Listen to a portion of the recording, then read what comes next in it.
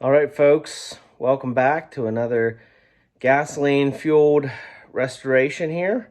You can see the shop looks a little different. This is my other house up on the lake. And today we are going to be working on this beauty behind me. This is a 2001 Craig Cat. These things are manufactured in Florida. They first started making them in 1999. They still make them. They're pretty pricey now. But much like other vehicles that I work on, this one came out of a barn right down the road. And didn't come with a motor, but you can see one in the background there. So what we're going to be doing is basically everything on this old girl. I actually manufactured this trailer somewhat. It was an old boat trailer from the 60s. And I added these bunks to it to get it together, but you can see there's no motor. This is the battery box I got. So no motor, no batteries. The lights all need work. The trailer lights need work. We have a trolling motor up front here that we're going to put onto it. And controls. So this motor over here, this is a 20 horsepower Yamaha 4-stroke. This is a 2006 model. And I actually have the same engine on my 22-footer here in the other garage bay. A little newer, but same general engine. So we're going to get this girl mounted. We're going to get these controls on it. Now, obviously, these controls, which came off a pontoon boat, are over 20 feet too long. Well, at least 10 feet too long. We'll probably only need 8 feet worth of cable on here. So I've got to get this mocked up. I'm going to have to shorten the wiring harness on it. I'm going to have to buy new throttle and shift cables. We're going to have to rewire this thing, rewire the trailer. So there's a lot of work ahead of us to get this thing going. But this is the other project while the Tornado's laying in wait for a few parts. And I don't know how much I'm going to get into this actually tonight, but I wanted to get a starter video going. Obviously, you watching this at home, by the time that you see this, it'll have all the stuff attached to it for the next steps. But yeah, so let's get rolling on this thing. I want to get this sucker right in the water as soon as spring hits and get her tested out. So let's get at it. All right, folks, we're back here, day 2 at the Craig Cat. We've got our boat, we've got our Jimmy Buffett going, and we've got our rum. You gotta drink rum when you're working on watercraft. So you can see we got the motor on here. Shout out to Dougie D-String for helping me get this thing on here. It's not terribly heavy, but it's extremely awkward to get on. So I got this mounted. Anybody who's mounted an outboard knows you got your 2 screws here, 2 holes to bolt to make sure that those don't pop out. And we attached our throttle here. As I showed you yesterday, the throttle on this boat is a stick. Let's spin this around here. Some screws in this that need replaced, but I got that attached. Filled that whole crevice there with marine grease. So we're on to controls. Now you'll notice since yesterday, the controls have switched sides. And the reason for that is the controls that came with this motor work on that side. You have to drive this boat two-handed, obviously. So it doesn't really matter where your throttle versus your steering is because you're going to have to drive it with both hands anyways. I almost bought another one of those on Amazon. They're like $170. But for what I need to do, I need to take that apart anyways to shorten it. So there's no reason to spend money on another one. So anyways, drilled new holes on that side, mounted that, got that ready. We have our battery box kind of fabbed in here. The seats are out, obviously. I'm waiting to get that motor a little further with those cables to decide where we're going to run the electricity for some of these things. Spotlights work, nav lights don't work. So we'll have to figure that out. Next project that I'm trying to get done, it's about 11 o'clock at night here, before the end of the night, is get this splash guard mounted here.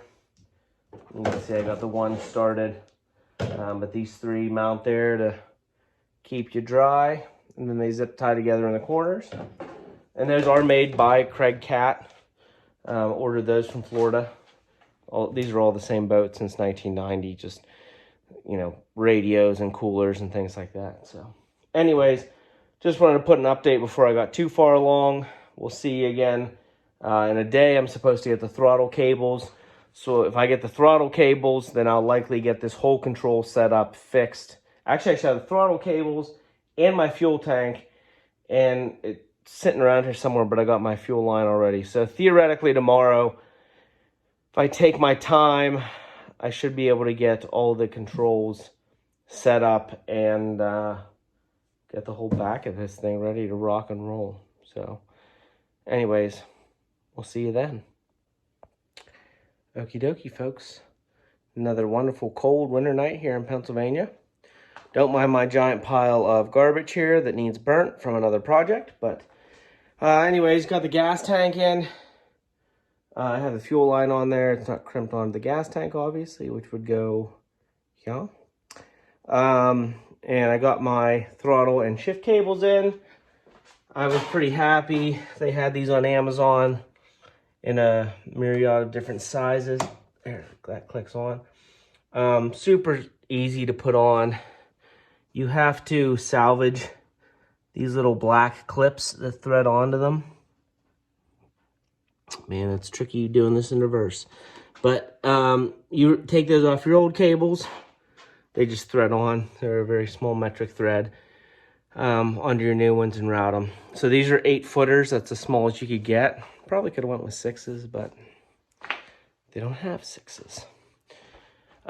So the next step over here is playing in this box. So I need to shorten this cable by, oh God, if that last one was 8, this was 16, so at least 8 feet. While I'm in there, this control, I want to say head, it's not a head, this control package has extra features that I don't need. Like these that go to your tack. Oh, that doesn't go to your tack. That goes to something, this goes to your tack. Boat doesn't have any of that. So to simplify this, I am going to crimp on, shorten everything, cut out the stuff we don't need, and crimp on new marine bullet connectors here. Luckily, it all plugs in together down there, so I don't have to cut the stuff that's in the controller. But I got these run here. So I just wanted to do a little update there. Once that's on and this is mounted, the only thing left is lights and wiring. This was a fairly simple project. Hooking up the gas tank, so. Man, that Tennessee whiskey's hitting a little hard tonight. So anyways, we're very close here. This is going to go faster than I thought. Might take me longer to wire up the damn trailer lights than anything else. So stay tuned. And by stay tuned, I mean keep watching the video because I'm going to put this all in one. Alrighty, folks. Well, we are down to just these controls here. So you can see I cut this cable short and we are crimping on and heat shrinking these ends here. A couple of the harnesses weren't needed. They're basically for gauges, which we don't have. So I'm going to get these all crimped on, put together. We'll be ready to rock and roll and tidy everything back up, put it together. Everything else is coming along. All right, well, this is back together. The only issue I don't like is the wire that's behind here for your tilt and trim. Wants to pop this cover off. You'll see that in a second. I didn't do it that time. But everything's back together. Wasn't too terrible. So, show you I ran the wires around here, just in some conduit clamps and back. Cables, put the loop there, and into the motor, so we should be good to go. Oh, I also got this beautiful thing on here because, you know, why not? So next step is fixing these lights here that don't work. These ones actually work. Well, you can see a little hazy in the garage here. I got this thing all hooked up without gas, mind you, without gas. Just what was there in the carb. And hooked the battery up to it. Fired right up. Then it wouldn't shut off. So a little kill switch down here and the key out, and it was still running. So I unhooked the battery and it was still running. So that might be a problem in my wiring. Yeah, I was gonna put the battery and everything in, but I guess not now. All right, folks. Got the Craig Cat out here in the yard. See the lights there work. I did those the other day. But it's a nice, actually 65-degree day here in Pennsylvania in February. And I figured it'd be a great time to wheel this girl out. Don't mind all the sawdust from my other projects. Check the lights and put some clamshells on her and see if she fires up, shuts off, and everything else. So just wanted to do a few seconds of video here with the lights on the trailer working. My truck's sitting in the middle of the road, so we'll unhook her, set the front of the trailer up on some blocks here, and we'll get her fired up. You can see the lake right back there. So not that far. Hopefully this girl is going to be spending some time right down at the end of this road this summer. All right, so this is a cold start. Got our water running. You can see I did this right in the messiest spot of my yard with all the wood chips and mud, you know, because why not? Let's fire her up. See what happens. Now remember, I ran the carburetor dead that other day, so.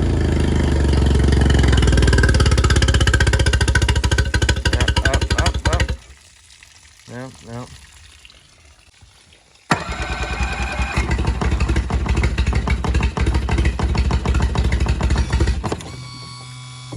Put her down, maybe.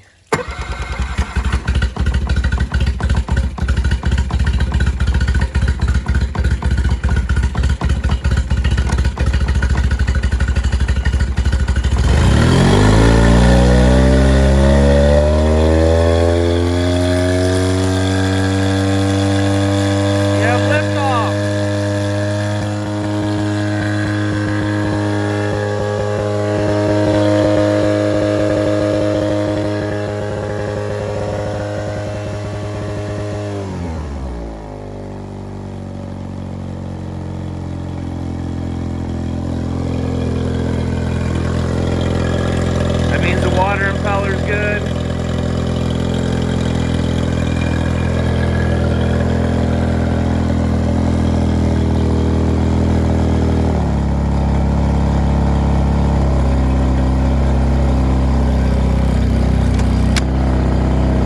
Try her in reverse here.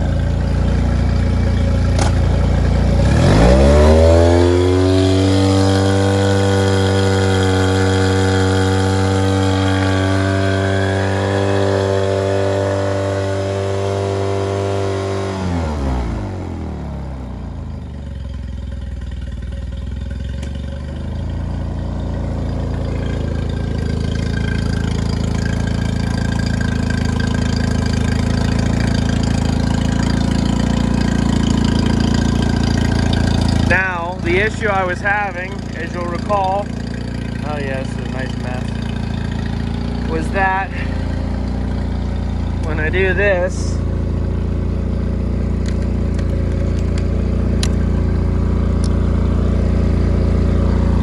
she doesn't shut off, which is a problem. So I'm gonna have to take her back in fix that.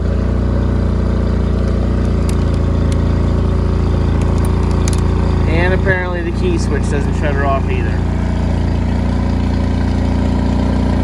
Well, shit. Stay tuned, folks, while I figure out how to shut her off. that didn't work. Okie dokie. What about? No. Lovely. I guess I just pull the spark plug and go from there. Well, that's weird. She wants to run without the 10-pin control connector, period. So, doesn't have ignition, doesn't have start-stop, doesn't have anything. I had to pull the plugs out with some good old-fashioned lineman's pliers. Not sure what's going on there. Folks, it's the next day. I think I figured this out. So, without showing you a diagram, essentially there's a white and a black wire that kill the engine and ground out the ignition. Everything looked good here, and I was testing the switches and they work, and then I realized I don't have any black wire going back to the engine. So, you can see here, I'm going to solder one in. The black wire is in the center, and I'm going to show you the old harness here. Is in the center of this bundle, and it almost looks like filler, like you have on a regular extension cord with the pieces of fabric. So I unintentionally just snipped it off. So fixing that, hooking that back into the circuit, that should ground it out and fix this issue. See you soon. All right, here we go.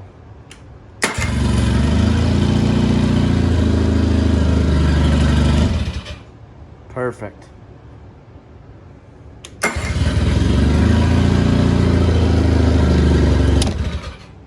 Perfect.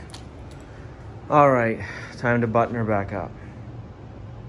Well, folks, got her all wrapped up and covered up, so she can go rest for at least another 2 months, and then I'll do another video here of us getting her out on the water and actually running her, seeing how she goes. This lake here has a 20 horsepower limit, so this is probably going to be one of the fastest things around, because you can't get much smaller than this boat and actually get an outboard on it. So stay tuned, folks. I'll post another one in a couple months here once the weather breaks. It's currently snowing today, unlike yesterday when I was testing the engine. So we'll see you then.